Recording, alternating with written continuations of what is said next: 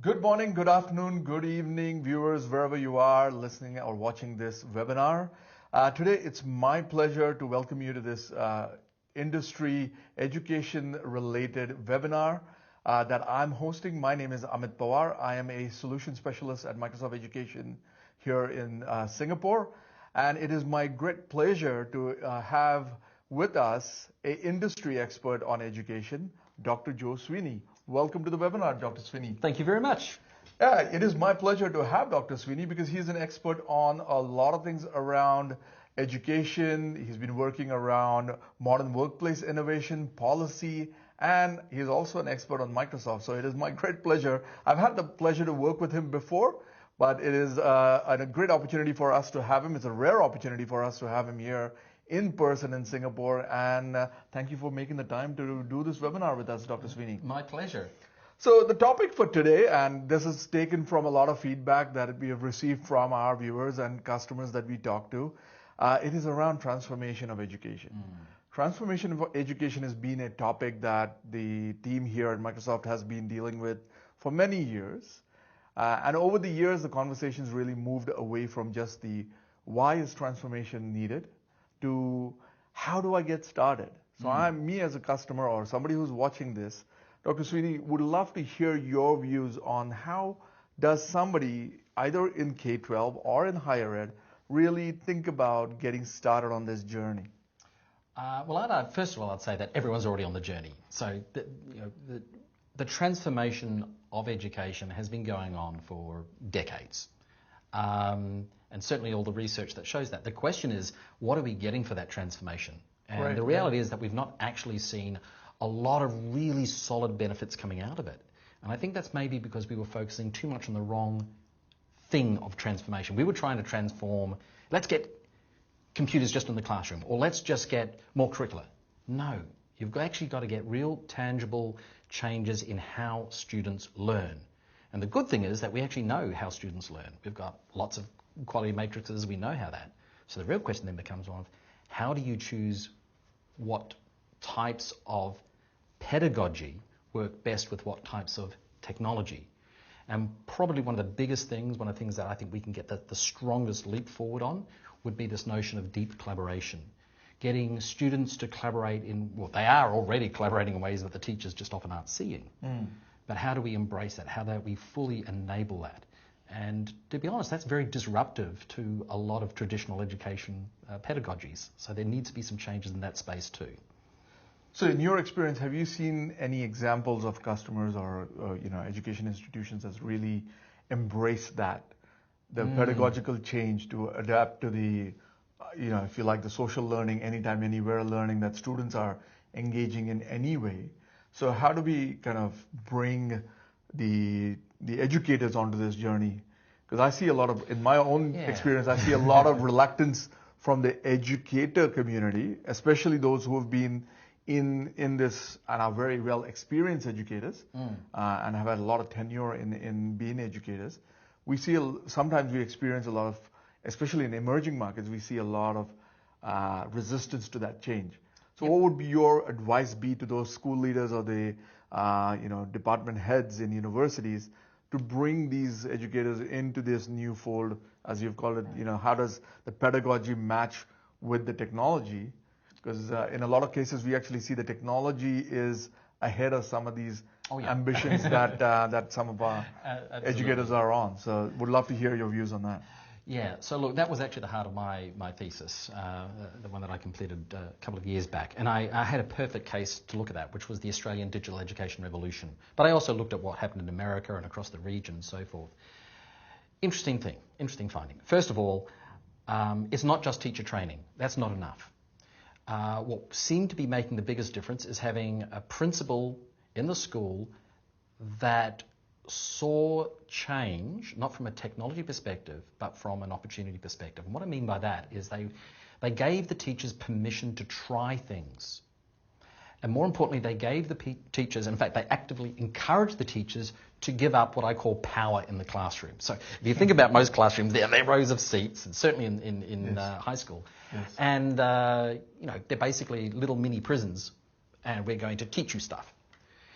And the reality is that the students actually learn a lot better how they would learn naturally outside. If you look at what students are consuming external to the classroom, YouTube training videos that are absolutely master's level material. I mean, they're just gobbling up stuff.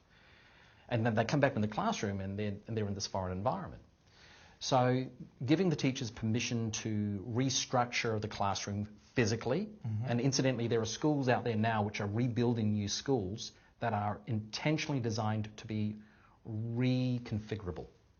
A lot like we're seeing in some workplace transformations as well. These are literally schools that do not have permanent walls. They are schools where half the learning will be done outside. That's a thing which is emerging in Aboriginal education. So you can see this freedom to do something fundamentally different is hugely important. And that requires giving up power. You are saying to the students, you are in charge of your learning. Bring that external learning that you're already consuming almost as a form of entertainment into the classroom and let the teacher learn with you. That's a huge and in many ways deeply threatening model. Now, we still have to obviously measure, are the kids learning? What are they learning? Are they being ready for the workforce? Are they happy? Are they learning life skills? Are they learning to be resilient? These are all things that get packaged into this. Yeah, I really love your point about, having that freedom for the educators to experiment and almost give this power back to the students to be a learner and an educator at the same time. So which is a very powerful message for our viewers here. I think you mentioned here about how do we get kids ready for the workforce? Because I've been interviewing a few interns who want to be interns at Microsoft, and I've seen them come from various walks of life, from different education institutions. Some are traditional universities, some are more skills-based polytechnics and a kind of vocational training. And I see there's varying degrees of readiness. So in your view, how does the education institution which is preparing students to become quote unquote ready for the real world help their students really acquire those skills through this kind of transformation that the institution is going through? Oh man, that's a really political topic. So look, first of all, you have to actually ask yourself, do we know what the future of work is going to be?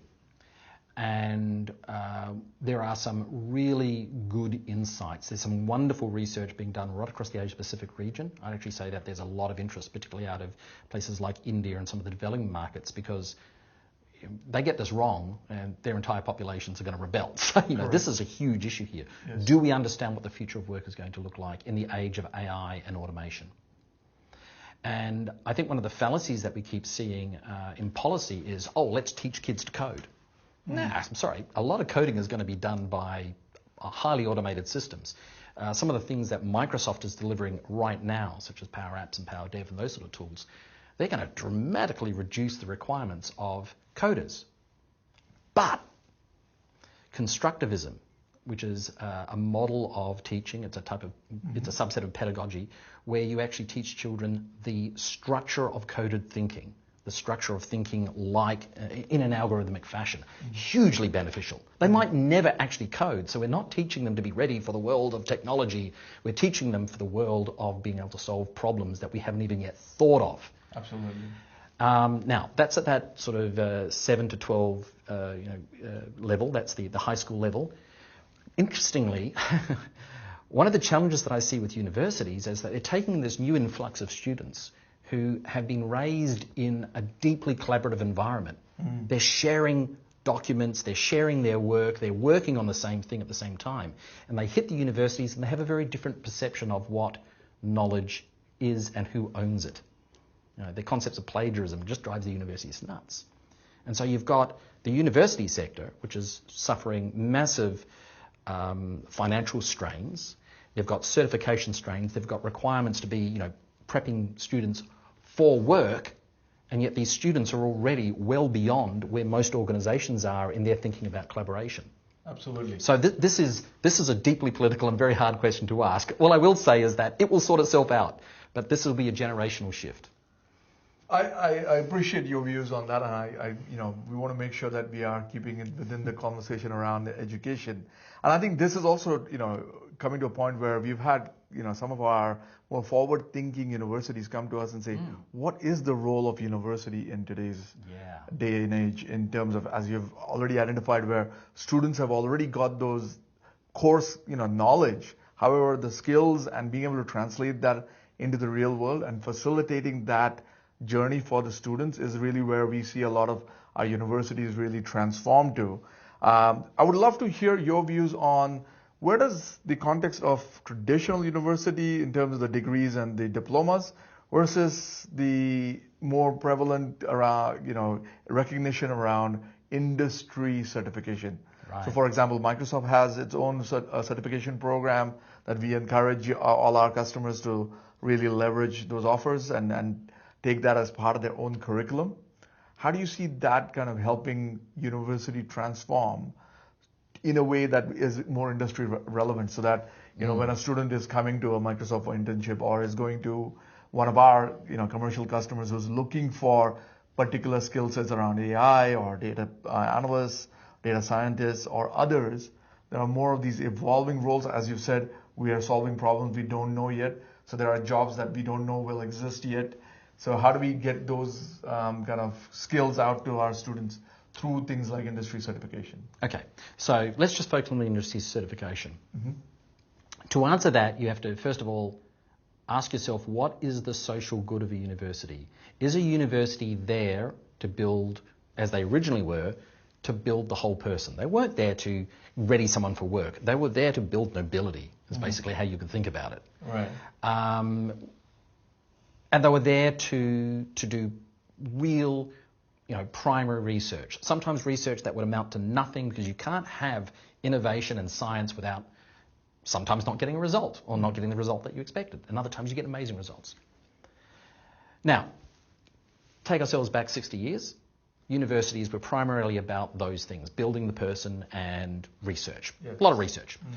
And certification, you would do that on the job. It was the role of businesses to train you. So you would be hired in, you'd have a job for extended period of time, you would get trained by that business and you would become a master of that type of organization, that role, and you would get promoted through and so forth. Great job stability. That's gone. That's gone. We don't have that type of economy anymore. We've got a much more fragmented, a much more casualized workforce. So then the question comes is, do universities try and push back against that and say that certification should be done within the job, and therefore universities won't touch that? Maybe that's some vocational entity.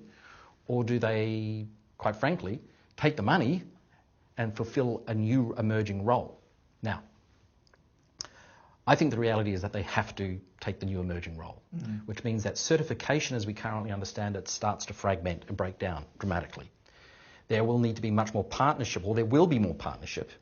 Need is probably the wrong word, but there will be more partnership between universities, vocational training centres, and increasingly in places like Australia, we're even seeing that down into some of the schools. Some of the high schools are offering effectively university programs at sub-certification levels. Yes. So that's the future. That is the future. And it will be a much more fluid workforce. It'll be a lot less stable workforce for many people. That means that we're going to have to make sure that the students who are coming through those courses, I think the other role that the universities need is to not only prepare people with the skills to get this little job done, and we know that that job will change next year, so you're going to need to do another one that, but also to survive emotionally, to survive economically, to survive professionally in this new, much more fluid future of work. Excellent. So I think that gives us a good context of where the future of work is going, and along with that, the need for more.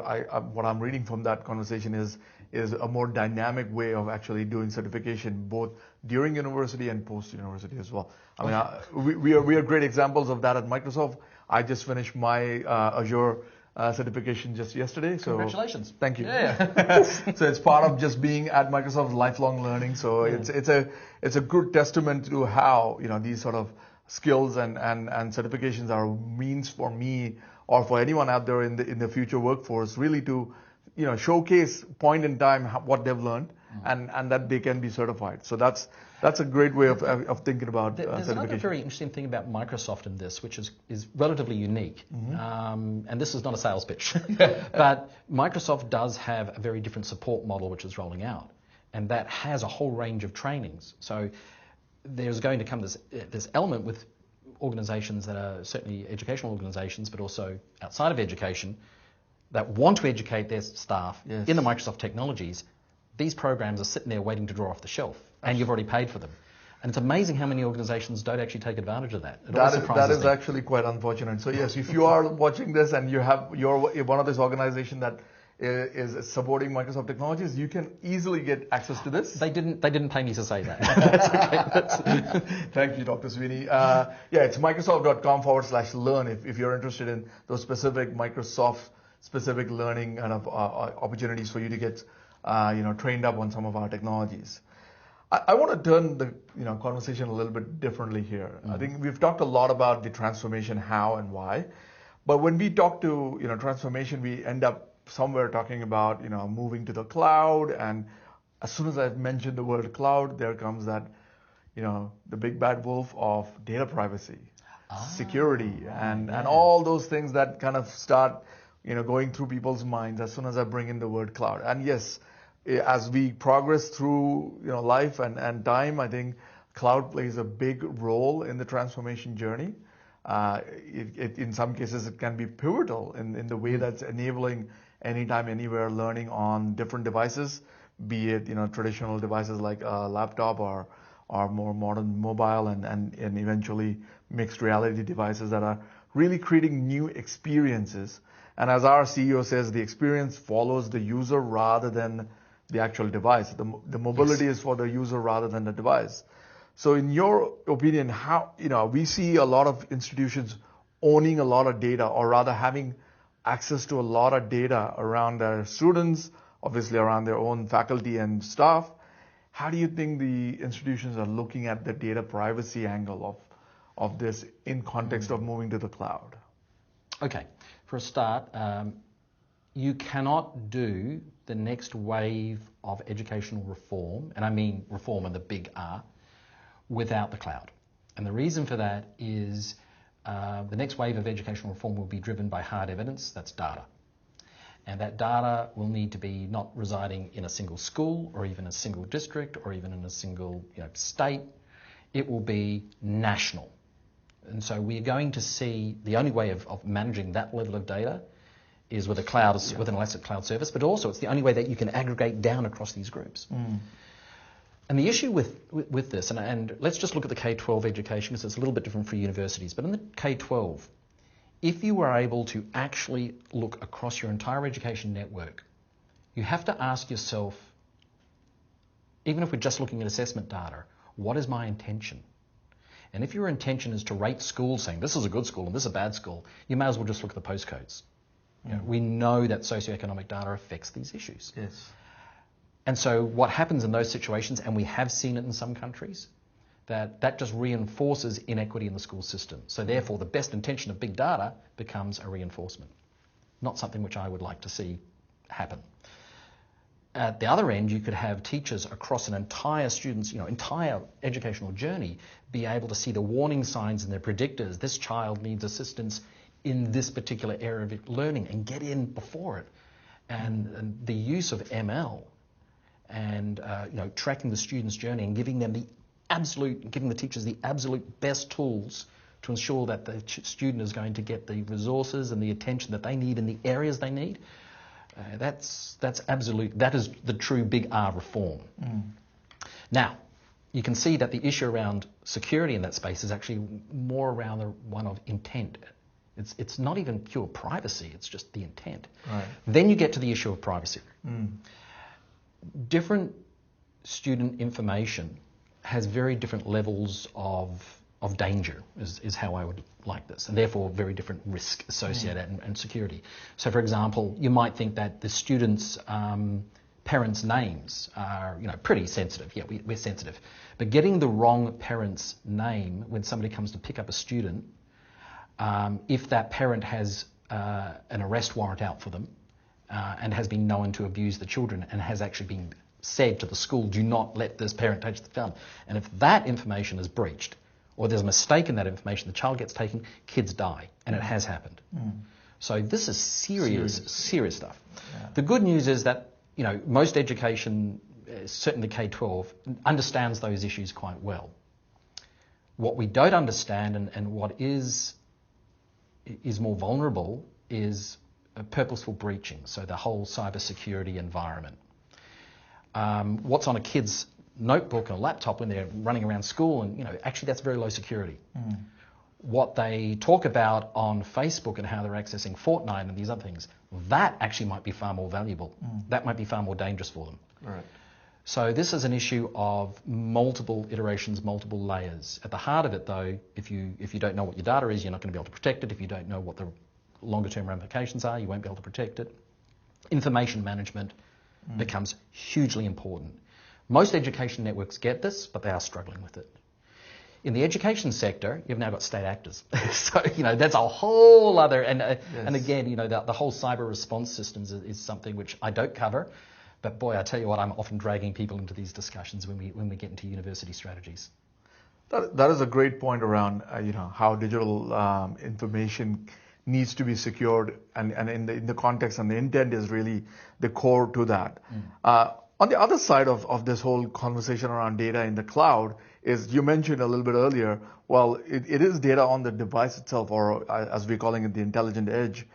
How do you see the intelligent edge kind of progressing or getting more entrenched into this kind of reform conversation, so that the right device is being given to the for that right learning outcome?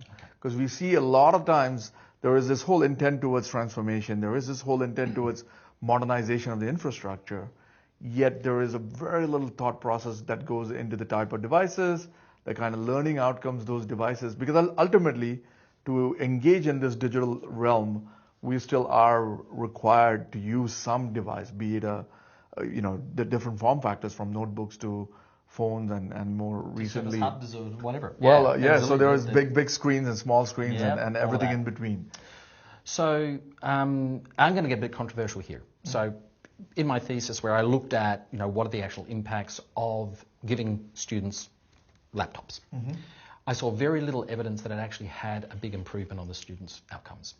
However, if you reverse those pedagogies, if you bring power back to the students, then you see changes. But it's not the device that caused the change. It's the change and the possibility of greater collaboration, greater the student being more connected to their society, to their world, to the reality of what they live through the devices. So the device itself is just a window. Correct. In fact, I like to say, ideally, it is just the endpoint to some piece of software. That's another way of looking at it. Which is how we look at it as well. It's the intelligent edge that's been powered by some kind of an intelligent cloud. Now, let me, again, I'll take a look at the K-12. Absolutely, I think the pen is essential, because we know from multiple cognitive studies that handwriting activates different parts of the brain affecting memory. So if you want children and students really understanding what's being said to them and they're rapidly typing that in, not a good idea. If they are drawing sketches and you teach them how to mind map or whatever other mechanisms, they're going to start to really remember the stuff, and they're also going to start to reinterpret it. Yes. And then if you overlay that, and this is where intelligent edge en masse becomes amazing, is that then they're all working on the same document and they're all sharing that same intellectual canvas. Learning, peer-to-peer learning, is one of the most powerful and most effective learning mechanisms you've got. And even if someone's clowning around and drawing a smiley face there, it's another memory engram that encourages that learning, that memory, that learning. It's just it's absolute steroids for the brain. Excellent. This is probably not a good analogy. It's absolute rocket fuel for the brain. Yes. Probably also not a good analogy, but you get the idea. The thing which I would also say is that, and I really am very much against this notion of just giving a child, especially a young child, a device with a learning program on it. It has no benefit. It doesn't have much negative benefit, but it has very little positive benefit, no matter how good that training program is. You know what really works? Parents sitting with a child reading them a book or reading them off a screen. Makes no difference what it is. But parental modelling or guardian modelling, a person in the home that the child looks up to and wants to be, that is one of the most powerful things. Yes. And the long-term effects of that alone are massive. In the higher education space, I think what we're seeing is a proliferation of devices, and they're being used in incredibly creative ways. And interestingly, it's not the teachers, it's not the educators. I think that we only see probably about 10% of what the students are actually doing. Yes. Especially with the rise of online courses, the master classes. Students are spending a lot of money and investing a lot of their time on the resources which are out there on these public platforms, and they are consuming it at an amazing rate. They're not, however, referencing it because it's unreferenceable, but that learning is still going on. Yeah, so I mean that's a very powerful message around the right device to impact the right outcome. This has been an amazing conversation with Dr. Sweeney around. We've gone from everything around education transformation, the how, the why, and we've discussed the impact of data privacy in the cloud. It's been an absolute pleasure for me to have Dr. Sweeney on this webinar. I hope you found this valuable. Dr. Sweeney, any parting summary kind of comments just for our viewers to take to heart in terms of how they are going on their education transformation, and what can be one or two tips maybe even? Okay, so the biggest tip is make sure that your principal of the school is actively encouraging teachers to give up power, this big capital P power. Look at restructuring the very environment to be, I wouldn't say technology friendly, but to be learning in the new way that the students are learning externally, because a lot of education happens outside. The other thing is, I'll come back to that issue of early reading programs and getting parents. If your society, if your community does not have an early reading program, please go and put one together. There's great research on how to do it. Okay. It has huge long-term impacts. Now, you can bring technology into that space, Yes. but it's not the heart of it. Yeah. The heart of it is, how do we teach children to love literacy, to love learning, to love using their brain, and then give them the tools, the ability, the time, and the freedom to do that, because they're going to need all of those skills in this future of work that, I study it full time and not even I know what it's going to look like. So thank you all for joining us. It's been my pleasure to have Dr. Sweeney with us. Thank you, Dr. Sweeney, for joining me. Thank you so much. All the best. Thank you.